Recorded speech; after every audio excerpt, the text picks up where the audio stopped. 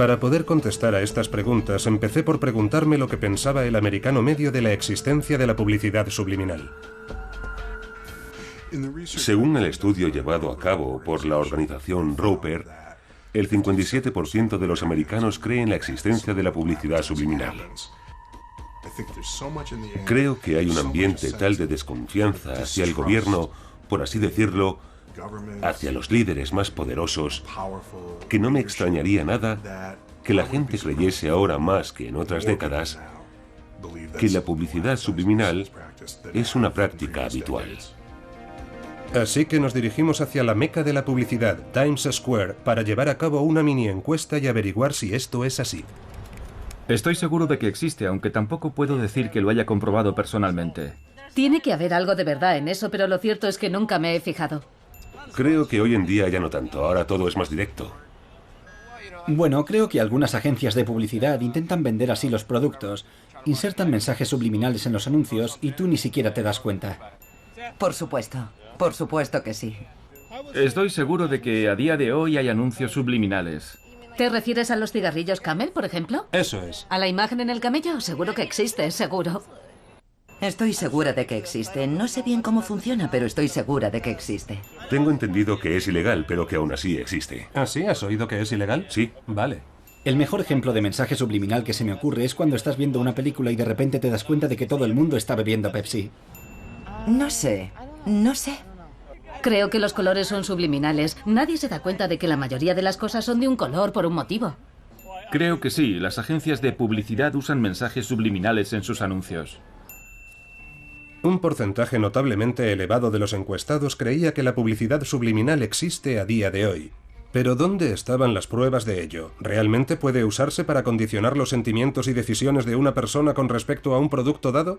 Traté de abrirme a todas las posibilidades y volví a acudir a los expertos en busca de una explicación.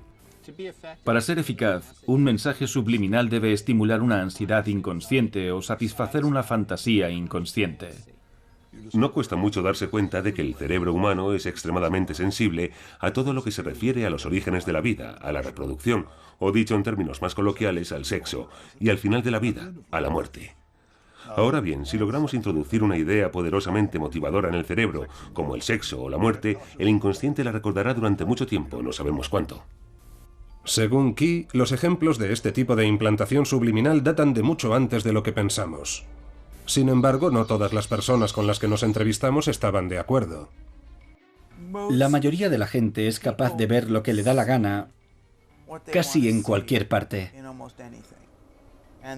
Hay un escritor, un hombre triste y paranoico, que ve imágenes sexuales hasta en los cubitos de hielo, donde sea. ¿Qué otro nombre se le puede poner a esto? No es un telescopio. No es la torre inclinada de Pisa. Es un pene. El problema es que nos resistimos a ver esta clase de cosas. No queremos tener nada que ver con ellas. Pero en cuanto asumes este hecho, tu mundo se pone patas arriba.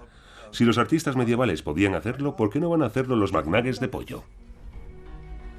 Debo admitir que yo también empecé a cuestionar la credibilidad del Padrino cuando empezó a asegurar que el sexo estaba agazapado en todas partes, hasta en las galletas saladas Ritz.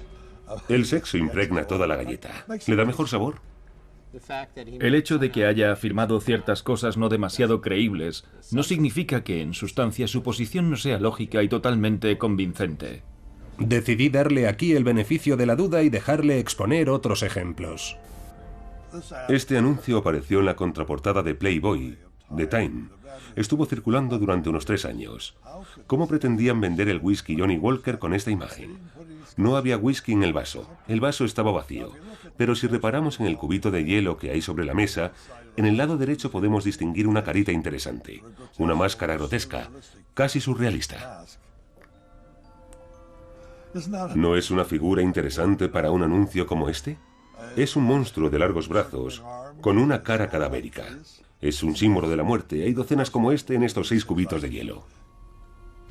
El escritor August Bullock ha profundizado en las teorías de Key en un libro reciente, El argumento de venta secreto, un repaso por la publicidad subliminal.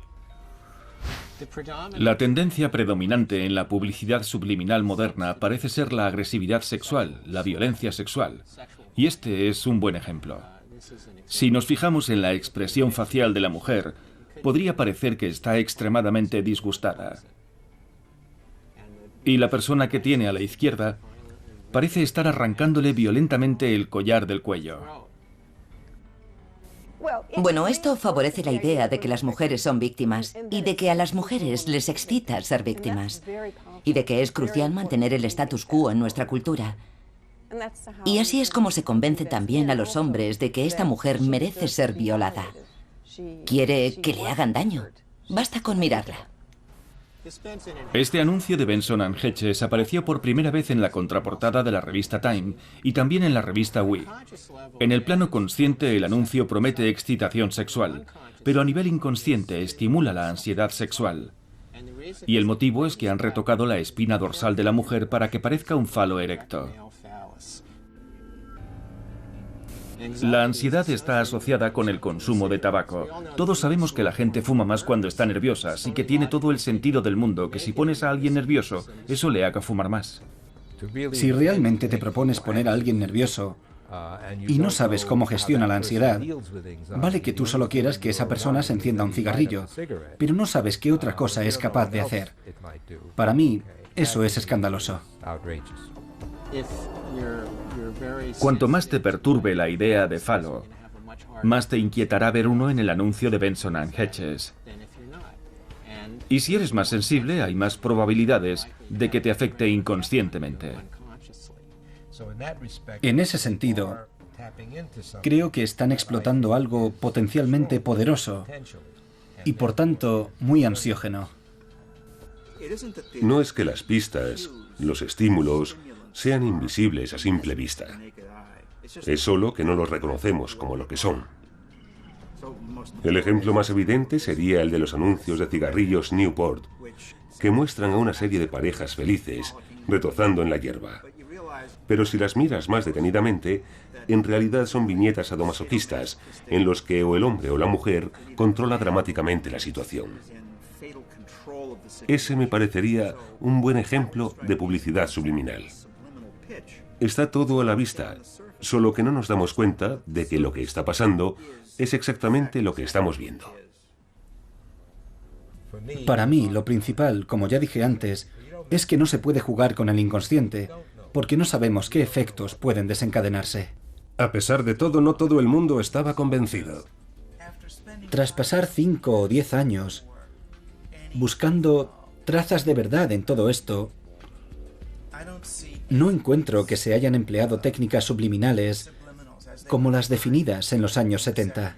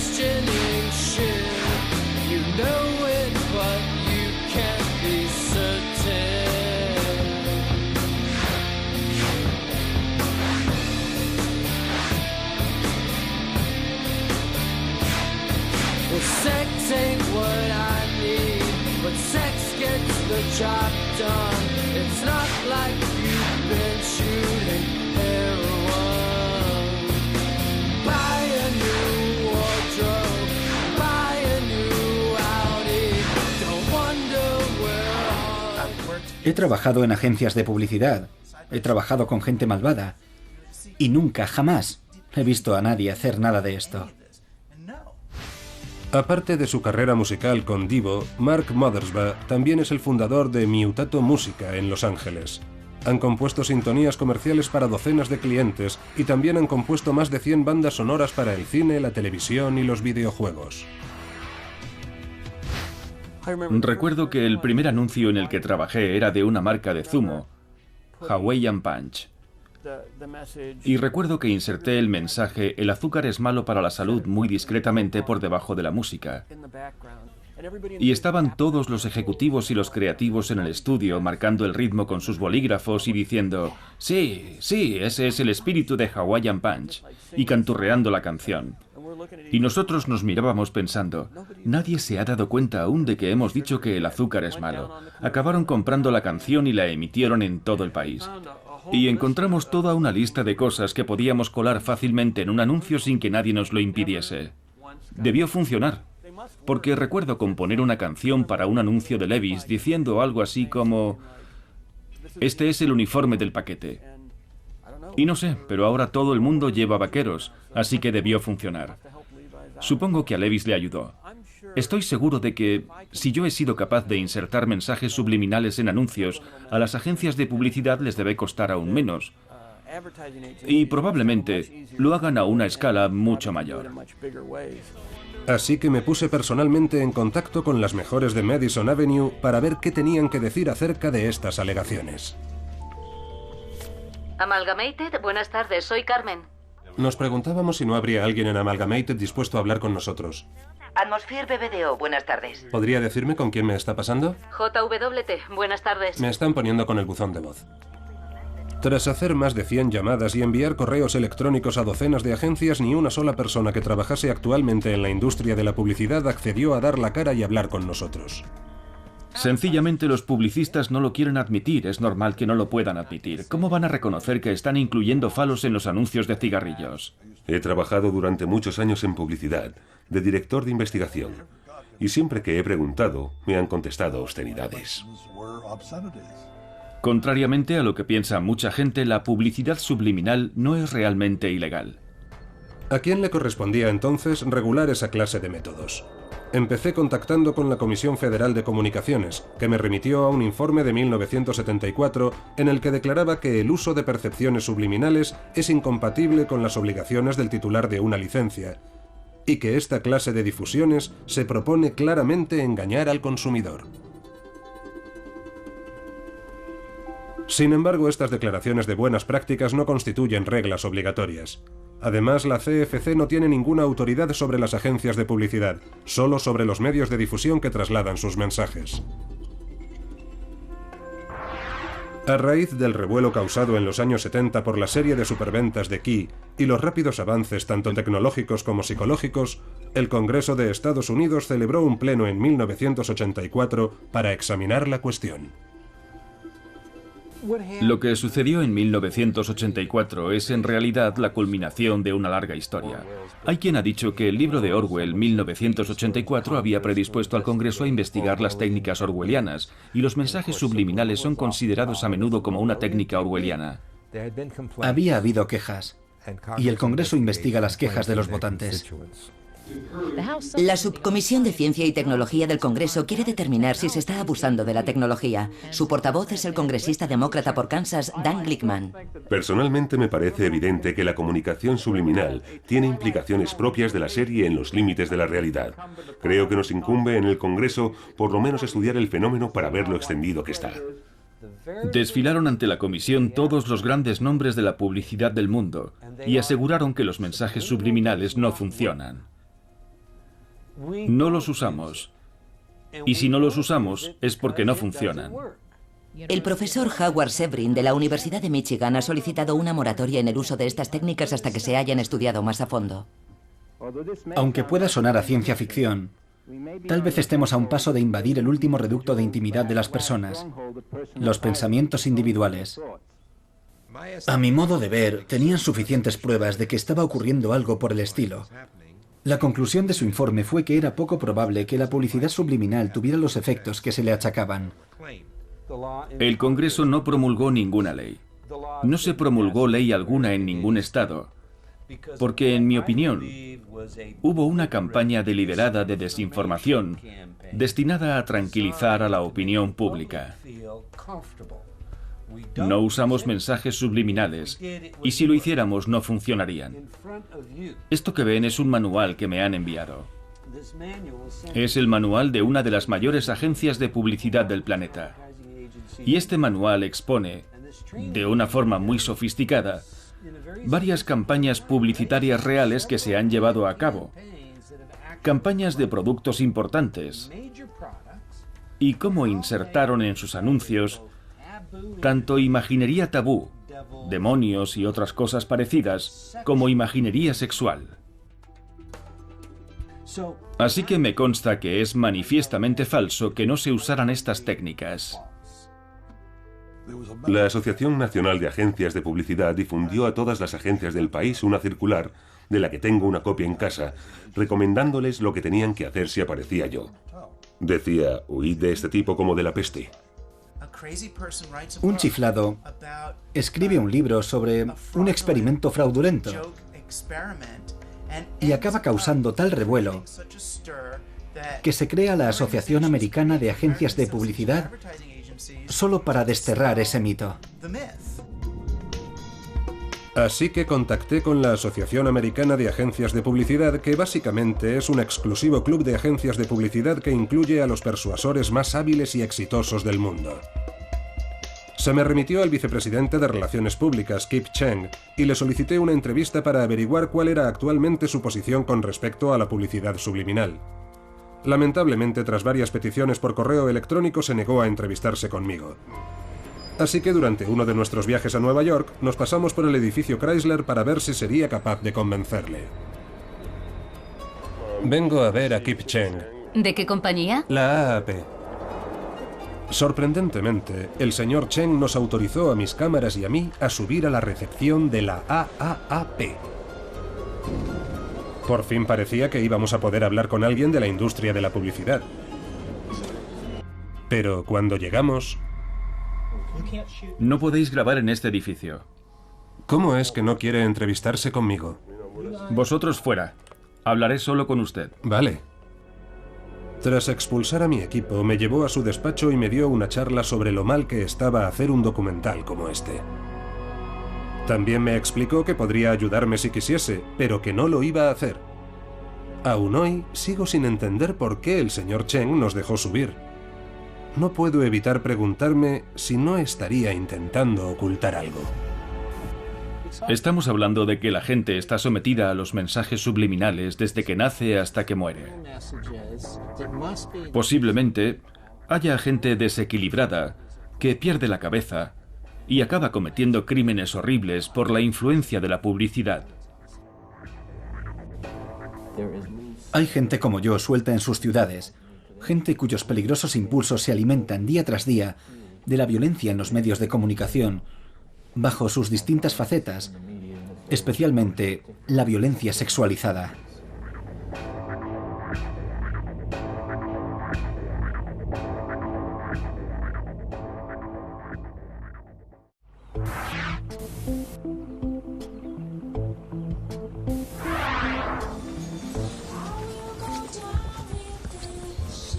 Escuchen el hilo musical de este centro comercial. ¿No notan algo extraño? En 1979, la revista Time publicó un artículo sobre un inventor llamado Hal C. Becker. Su creación recibió el sencillo nombre de caja negra. Si entra en una tienda es probable que oiga esto. Pero lo más probable es que nunca haya oído esto. Soy honrado. Soy honrado. Es un mensaje subliminal. Suena tan bajo que ni siquiera somos conscientes de oírlo. Lo comercializa una compañía de Oregón, Proactive Systems, para evitar los robos en las tiendas. Ahora el mensaje está ahogado por el nivel de ruido. Por mucho que uno preste atención en la tienda, no lo oirá conscientemente. Para oír el mensaje basta con subir esto. Ahora podemos oír el mensaje. No soy un ladrón. No soy un ladrón. Soy honrado. Actualmente, al menos 50 centros comerciales del país han cambiado el hilo musical por los mensajes subliminales. La idea no es atrapar a los ladrones, sino disuadirlos de robar. No podemos cambiar a la gente, solo hacer que la gente honrada siga siéndolo. Pero podría haber otros comercios que utilicen dispositivos similares para decir cosas como: entra y compra todo lo que puedas, estamos de rebajas. Sospecho que con este tipo de dispositivos a lo que nos estamos aproximando es al control mental. Puesto que hay música ambiental sonando ininterrumpidamente casi en todas partes, ¿es posible que se le añadan mensajes subliminales ocultos para impedir los robos o aumentar las ventas?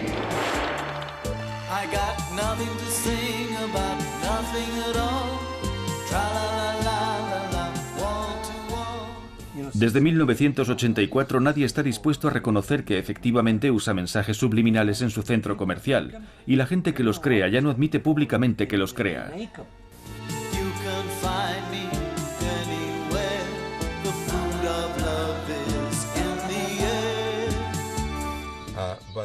Si hablamos de instalar una caja negra que emite mensajes subliminales en una zona extendida, con gente deambulando por todas partes, tengo mis dudas.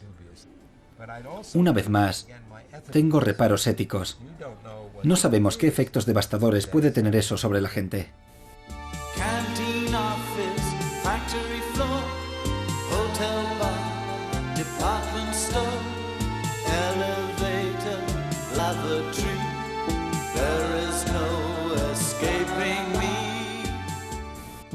Si prestamos atención a la información que circula en Internet, veremos que hay muchas revistas de marketing que aseguran que los mensajes antirrobo tienen un efecto positivo en la prevención de pérdidas.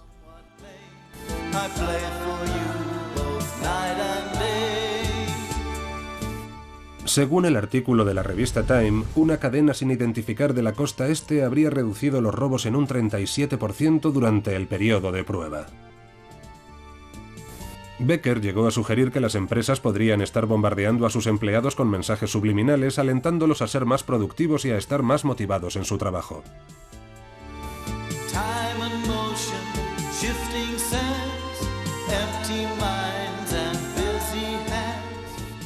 Como los detalles sobre los sistemas antirrobo subliminales de los centros comerciales eran cuando menos nebulosos, quise saber si seguían usándose a día de hoy y visité unos cuantos establecimientos de la zona para ver si podía averiguarlo.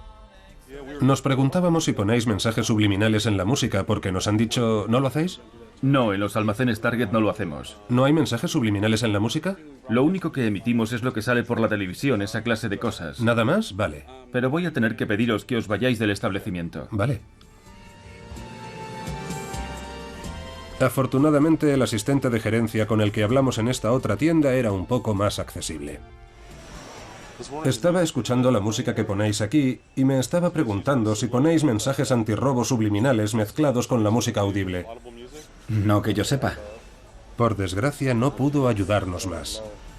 ¿Y tú eres el asistente de gerencia? Sí. ¿Y hay alguien con quien podríamos hablar si quisiéramos averiguarlo? Es solo música normal. ¿Crees que es posible que estén enviando mensajes a través de vuestro hilo musical del tipo compra o gasta o consume u otros por el estilo? La música que ponemos es la misma que oirías en la radio o en una película de Disney. Música de la radio. ¡Disney! Sin embargo, tuvo la amabilidad de remitirnos a un número de teléfono gratuito, 1-800 Toys R Us. Llamamos y dejamos un mensaje, pero nunca nos contestaron. Así que si los grandes almacenes siguen incorporando mensajes subliminales en su hilo musical, parece que hay muy poca gente que esté al corriente. Y quienes lo están no están por la labor de hablar de ello.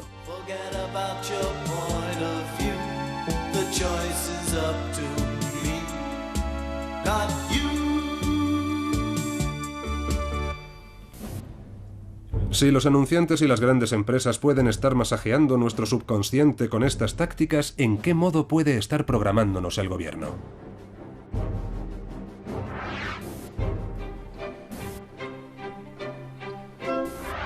En la campaña presidencial de 2000, George Bush atacó a su contrincante Al Gore con un anuncio.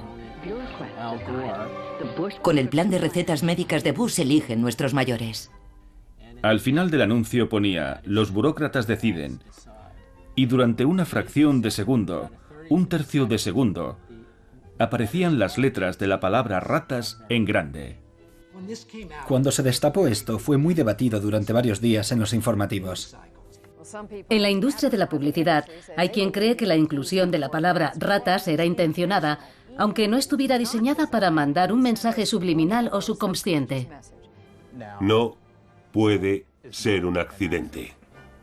Will Robinson es un consultor de medios demócrata, aunque no está relacionado con la campaña de Gore. Le parece poco plausible que nadie reparase en la palabra ratas mientras se estaba produciendo el anuncio. Alguien tomó la decisión de emitir esa palabra e incluirla en el anuncio, y se esforzó mucho por asegurarse de que así fuera. Los responsables de la campaña de Bush lo negaron y dijeron que había sido un accidente. Sino que se lo pregunten al responsable del llamado anuncio de las ratas, el consultor republicano Alex Castellanos. Puedo decírselo más alto, pero no más claro. Yo no estaba al corriente. Es ridículo. Hasta donde yo sé, el detalle de las ratas no es una estrategia secreta para ganar las elecciones.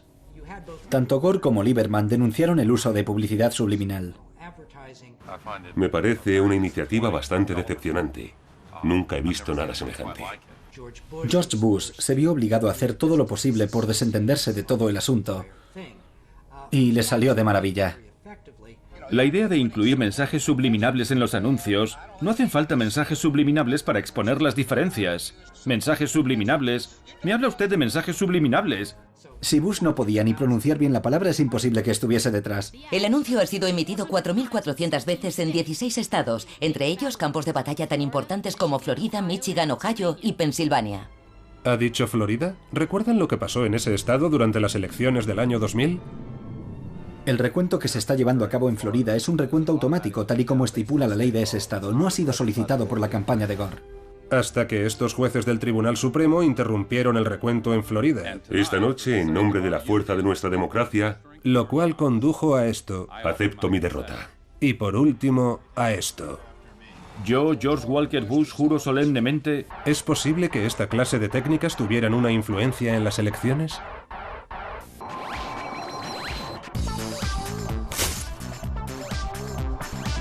Esta semana en el Sensei de la Ciencia...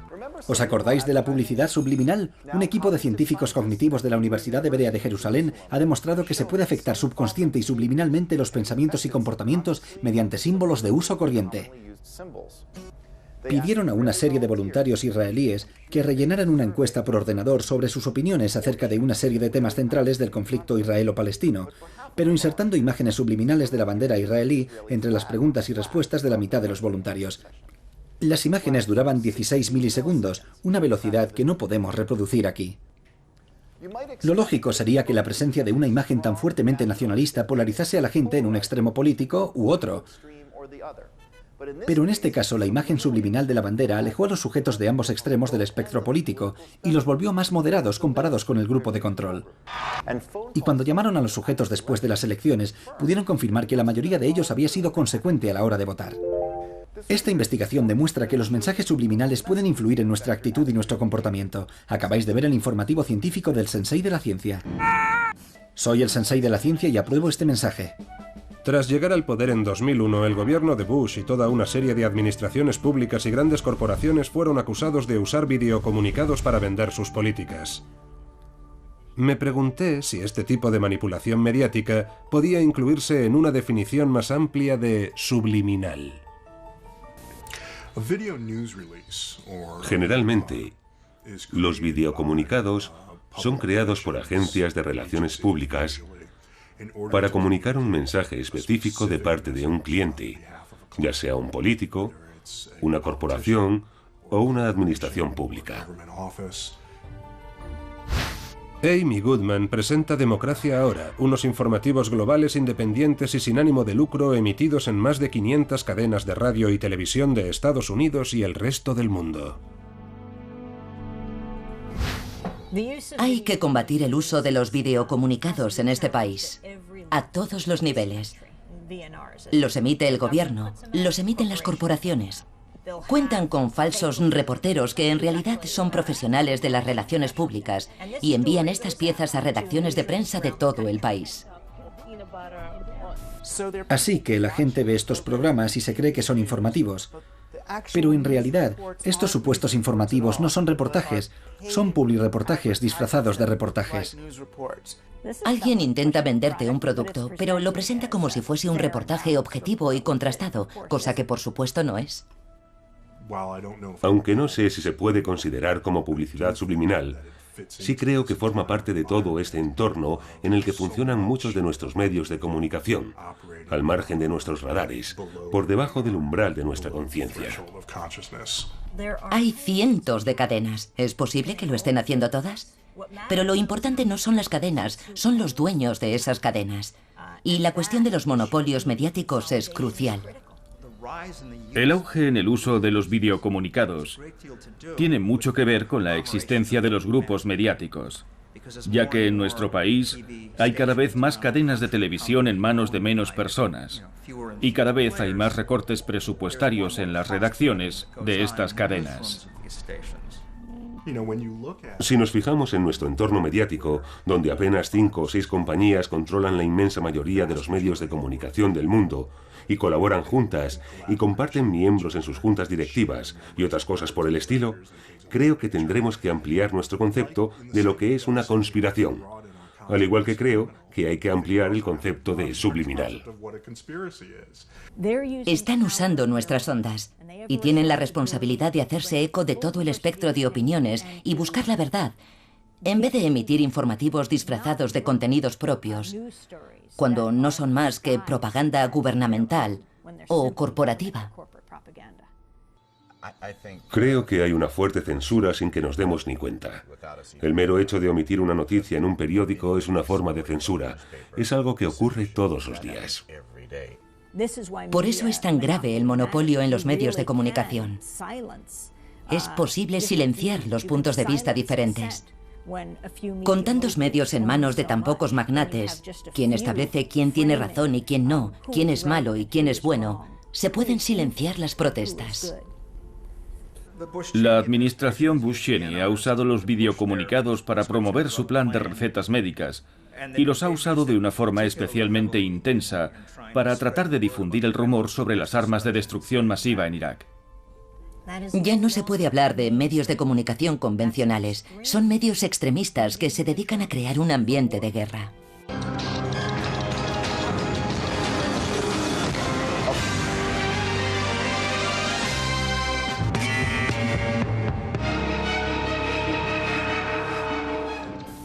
Era hora de dirigirme a la capital de nuestra nación para hablar con algún político sobre este tipo de manipulación mediática.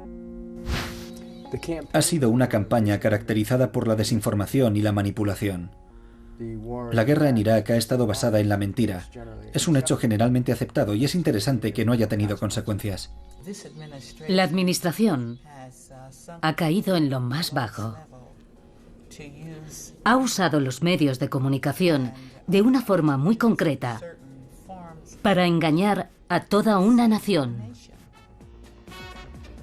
Las armas de destrucción de Irak Una clara amenaza para Estados Unidos. Tiene docenas de misiles balísticos. ha financiado y albergado terroristas, Ha costeado ataques suicidas. Armas químicas. Armas biológicas como Anthrax y otras toxinas. suficientes agentes biológicos y químicos para matar a millones de personas. Este tipo de comportamiento debería entrañar consecuencias penales. Recuerdo a la secretaria de Estado diciendo que había que declararles la guerra a ellos antes de que ellos nos la declarasen a nosotros. Sencillamente no tiene sentido seguir esperando. Hay que tomar medidas antes de que sea demasiado tarde. Si no tomamos cartas en el asunto cuanto antes, podría producirse una catástrofe en cualquier momento.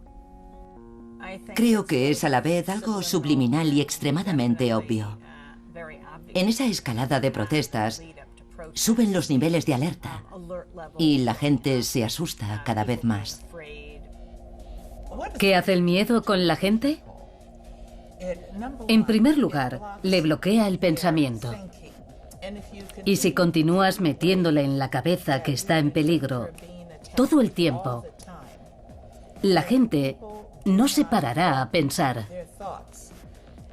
Nuestra responsabilidad como periodistas es decirle a la opinión pública qué medio cobra de qué corporación o qué medio representa al gobierno. Si no, es imperdonable. Los medios de comunicación son nuestro acceso al mundo y es absolutamente crucial que podamos fiarnos de ellos. Porque a fin de cuentas, cuando la gente está aterrorizada, cuando la gente se ve atacada, cuando la gente está marginada, eso no nos hace sentir más seguros. Nuestro estado natural es la paz, no la guerra. Hay que plantar cara a quienes nos conducen a la guerra.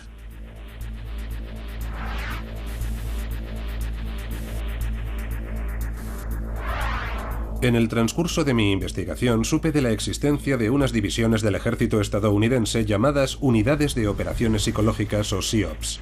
Su objetivo principal es influir en gobiernos, organizaciones o individuos e inducir determinadas emociones, motivaciones y, en última instancia, comportamientos. Cuando te pones a hablar de las operaciones psicológicas, la gente empieza a buscar una camisa de fuerza. Prefiero hablar de operaciones psicológicas, porque si dices SEOPs, suena un poco clandestino y a mí no me interesan especialmente las teorías conspiratorias. Un documento militar redactado en 1980 por un excomandante del Grupo 7 de Operaciones Psicológicas menciona incluso hasta qué punto las técnicas de las SEOPs pueden rozar lo subliminal. Lo cierto es que hay formas altamente sofisticadas de incapacitar a la gente, de aterrorizarla, de perturbarla. Nuestro ejército y nuestros servicios de inteligencia llevan décadas estudiando este tipo de armamento invisible. Es por lo menos tan antiguo como la Guerra Fría. Este es John Alexander, un coronel retirado curtido en las operaciones psicológicas a mediados de los años 60 y autor de La Guerra del Futuro y Ganar la Guerra. La cuestión principal en aquel entonces era cómo mecanizar los panfletos y cosas por el estilo. Naturalmente, la tecnología ha evolucionado considerablemente desde entonces. Hoy, el objetivo es radicalmente distinto. La gestión de la percepción en general, cómo proyectar la imagen del ejército en nuestra época. El gobierno y el ejército de Estados Unidos han invertido cientos de millones de dólares en adoctrinar al pueblo iraquí, sobornando a periodistas, reporteros y redactores para colar noticias falsas en los medios iraquíes. Ahora bien, ¿qué pasa cuando los medios hablan del avance de las fuerzas estadounidenses y proclaman la victoria, y luego los iraquíes comprueban sobre el terreno que lo que están viendo en sus periódicos y en la televisión no refleja la realidad? Que se está socavando todo progreso democrático, porque los ciudadanos ya no se fían de sus medios. Tal vez se piensen que estoy loco, pero empecé a preguntarme si no estarían usando operaciones psicológicas similares contra la población civil. En este país tenemos la ley Smith-Mant contra la propaganda dirigida a la población. Data de la época de los nazis y la Segunda Guerra Mundial, cuando vimos los peligros que conllevaba. Se justificó diciendo que la propaganda era una forma de proporcionar información. Pero Donald Rumsfeld ha demostrado que lo que funciona ahora es importar la propaganda difundida en el extranjero. Basta con inventarse una historia en otro país para que sea mencionada aquí. La guerra se está llevando a cabo en casa. La guerra contra la verdad. A día de hoy, como sabemos, la información es global e instantánea. Así que es extremadamente difícil mantener a los americanos al margen de cualquier información. Mi investigación también me llevó a descubrir la existencia de equipos militares secretos altamente avanzados que podían eventualmente alterar el ánimo y modificar el comportamiento de la población a nivel subconsciente. Otro experto en este campo es el profesor Nick Begich, director ejecutivo del Instituto Ley de Tecnología. Ha escrito varios libros sobre la cuestión, entre ellos Controlando la mente humana y Los ángeles no tocan el harp. La Guerra del Golfo, la primera Guerra del Golfo a principios de los años 90 fue interesante. En aquel entonces se nos preguntó a menudo si estábamos usando algún sistema nuevo, por la forma en la que conseguimos que uno de los mayores ejércitos del mundo básicamente se rindiese. Era como una clase de alumnos de primaria en su primer simulacro de incendio, huyendo de los búnkeres y rindiéndose. Y desde mi punto de vista, parecía como si hubieran utilizado alguna tecnología de control del comportamiento. Fueron los medios escoceses los que hablaron del proyecto Solo al acabar la guerra. Ahora contamos con sistemas muy sofisticados, como el Comando Solo, un avión C-130 que básicamente es una estación de radiotelevisión con alas que sobrevuela una zona dada, emitiendo directamente el mensaje que se quiere enviar al enemigo. Pero otra de las cosas que hacían era parasitar señales de otros emisores que emitían señales en el área. Dicho de otro modo, parasitaban la señal de la música y las oraciones que los soldados escuchaban a diario, fomentando un estado emocional de ansiedad y de miedo. Le pregunté al coronel si eran ciertas las especulaciones sobre la aplicación de nuevas tecnologías en la Operación Tormenta del Desierto. Que yo sepa, no. Hacer públicas estas tecnologías lo cambiaría todo. Uno de los mejores textos sobre el tema es un artículo llamado La mente no tiene cortafuegos. Explica bien todas las distintas formas que existen de enviar una señal capaz de modificar el comportamiento humano a distancia, ya sea por televisión, por radio, a través de la red eléctrica o por Internet. Todos esos canales pueden servir, y está demostrado. Como la población americana no aceptaría estas técnicas de las que estamos hablando, por considerarlo una violación de la Constitución, la única forma posible de introducirlas es en un entorno de miedo. ¿Y en qué clase de entorno vivimos hoy? Es de lo que hablaba Occam, la navaja de Occam.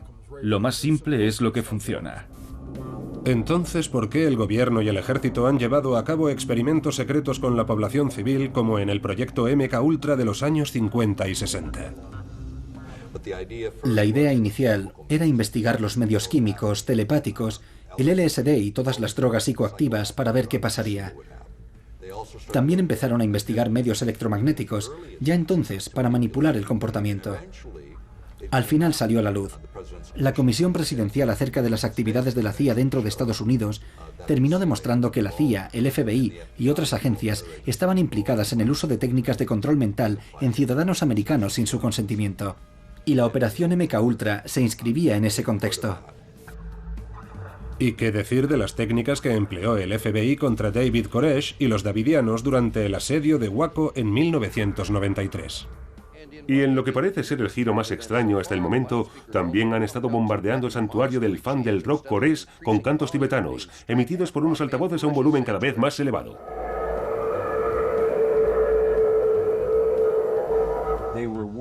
Se les avisó de que esto podía empeorar la situación, pero aún así decidieron correr el riesgo.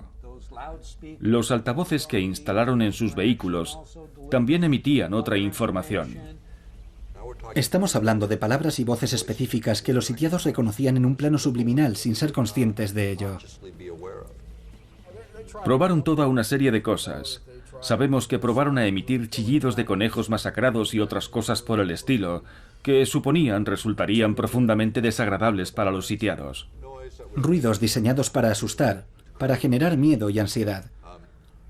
Lo más duro es pensar si realmente era eso lo que convenía hacer en ese contexto. ¿No hubiera sido más sensato tratar de tranquilizar a la gente, ayudarla a pensar con lucidez, a ser más analítica? Lo que hicieron fue exasperar la situación, crear una situación explosiva y los resultados saltan a la vista.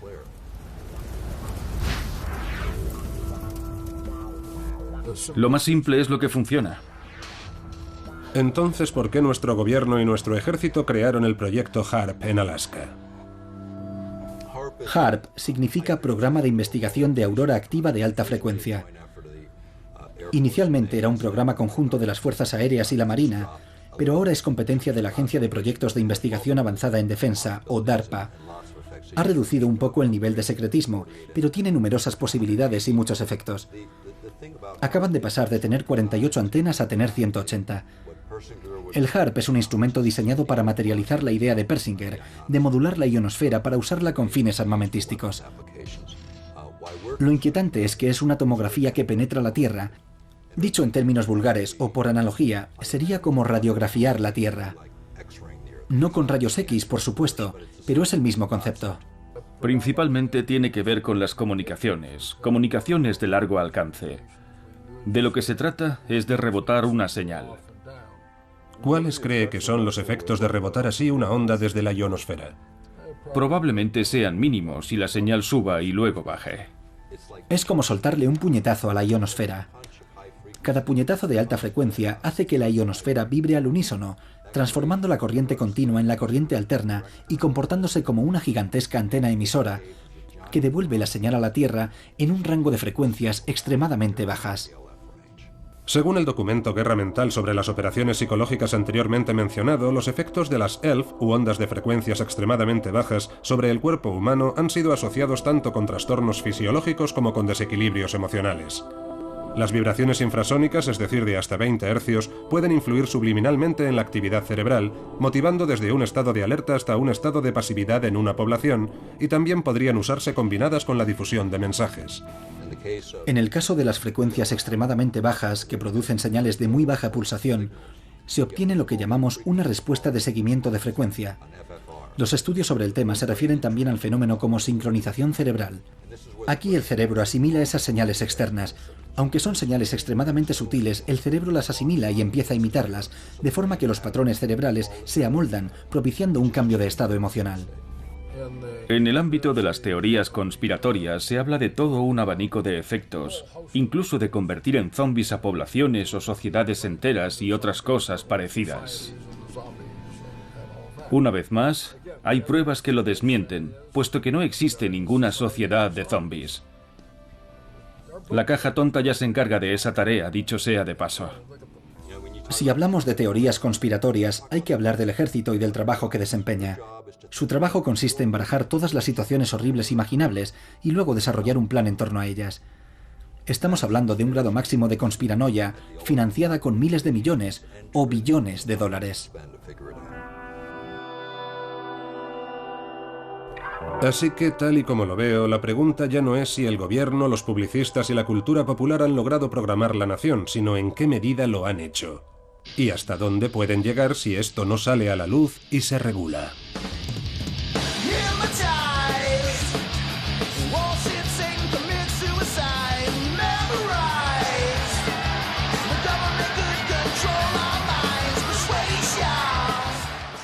Los propagandistas están dispuestos a lo que sea para influir en la opinión de la gente, incluso asesinar. Por ejemplo, quien quiera que fuese el responsable del 11S, ¿lo hizo para matar a esas 3.000 personas? ¿O lo hizo para tener una influencia en el mundo?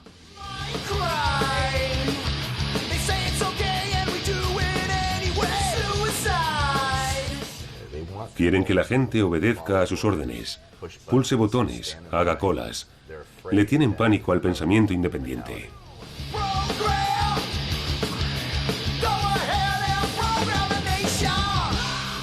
¿Están contribuyendo los medios de comunicación de masas, las técnicas subliminales extendidas y otras formas de manipulación a fomentar la aparición de individuos desequilibrados que buscan atención y notoriedad mediante actos de violencia?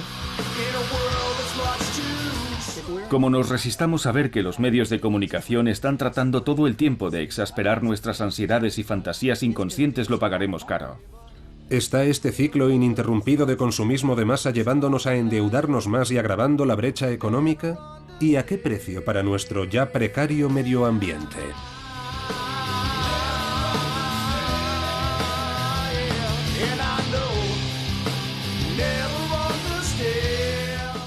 Manipular a la gente es antidemocrático. Lo que se intenta realmente es controlar a la población. La población no debe ser controlada, debe ser capaz de tomar sus propias decisiones.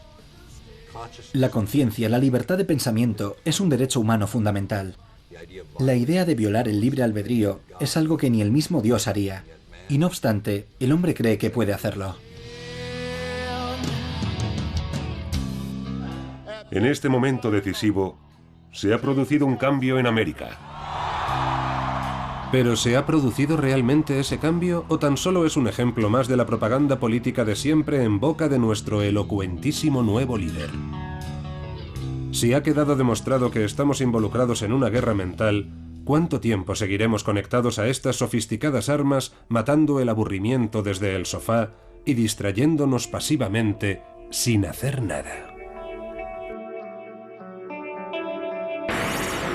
En Bagdad, 3 soldados... ¿Qué podemos hacer? El glamour de las estrellas. Soy la reina de la opulencia.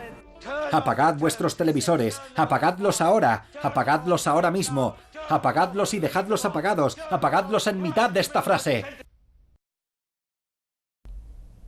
Pero en la sociedad actual en la que el alcance de la saturación mediática va mucho más allá de la televisión, ¿es realmente suficiente? Si lo reconocemos como lo que es, si hablamos de ello en nuestras escuelas y nos educamos a nosotros mismos para comprenderlo, será menos destructivo para la sociedad.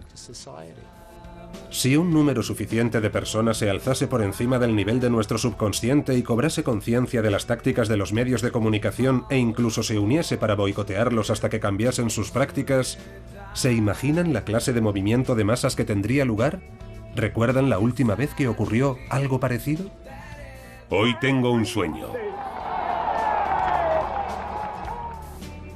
No preguntéis lo que puede hacer América por vosotros, sino lo que podemos hacer todos juntos por la libertad del hombre. Tenemos que arrojarnos encima de las máquinas y las ruedas, las palancas y todos los aparatos. Y tenemos que frenarlos. Y tenemos que hacer comprender a sus responsables, a sus dueños, que a menos que seamos libres, impediremos que funcione la máquina. Si alcanzamos una masa crítica de gente que piense en una misma dirección, eso afectará y cambiará al resto del mundo. En Washington, D.C., descendió la tasa de criminalidad porque había suficientes personas pensando en la paz. Esa mente colectiva, ese campo mental, me hacen pensar que esa podría ser la mayor esperanza que tiene el hombre.